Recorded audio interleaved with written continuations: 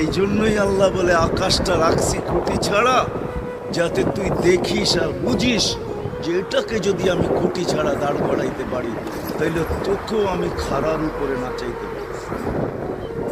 তোর বাবা দরকার ছিল বিশাল সূর্যটাকে যদি আমি মহাশূন্যের ভিতরে রাইখা যদি আমি এটাকে ঘন্টায় 6 লক্ষ কিলোমিটার বেগে যদি দৌড়াইতে পারি, যেটা তোদের দুনিয়ার থেকে 13 লক্ষ গুণ বড়, আমি আল্লাহ যদি এটা পারি, তাহলে তোর মতো 3.5 একটা মানুষ, 6 ফিট 6.5 ফিটের একটা মানুষকেও আমি বাধ্য করতে পারি।